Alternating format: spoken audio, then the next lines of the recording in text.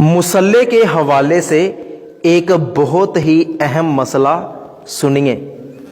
बहुत से लोग ऐसा करते हैं कि जब वो नमाज पढ़ते हैं तो नमाज से फारिग होने के बाद जब वो उठते हैं तो मुसल्ले को एक तरफ से इस तरह फोल्ड कर देते हैं।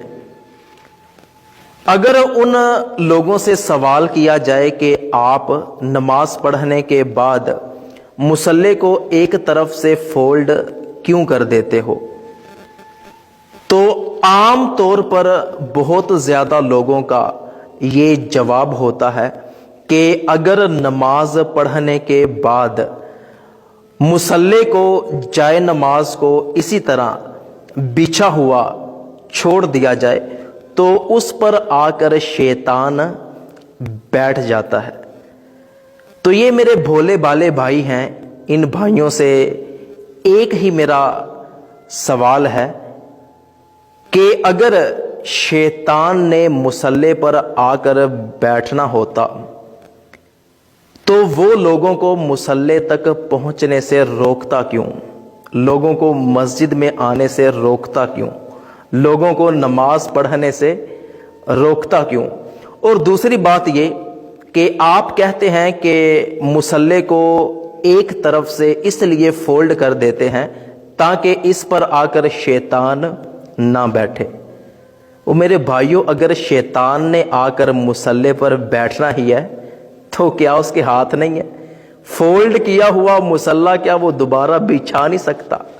और दूसरी बात ये कि जो हमारी मसाजिद हैं इनमें मुसल्ले बिछे रहते हैं, सफ़ें बिछी रहती हैं, तो इस तरह तो शैतान हर वक्त मस्जिद में सफ़ों पर और मुसल्लों पे बैठा रहता होगा।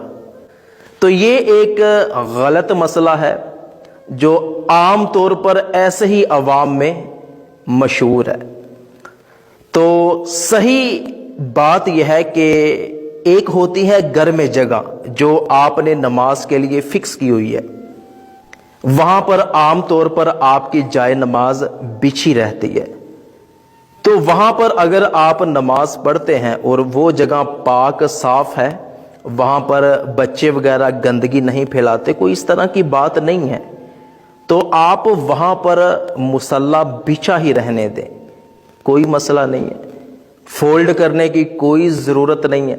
वहां पर आकर कोई किसी किस्म का शैतान या जिन नहीं बैठेगा। आप इसी तरह मुसल्ले को बिछा रहने दें, जब नमाज का वक्त हो आकर उस पर नमाज पढ़ लें।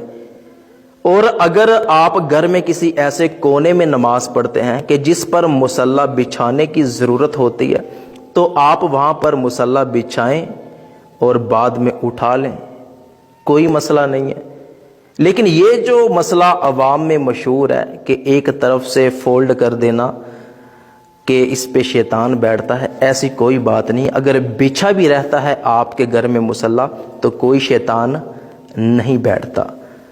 तो ये वीडियो आपके पास इमानत है, जल्दी के साथ इस वीडियो को अपने तमाम दोस्तों तक पहुंचा दें।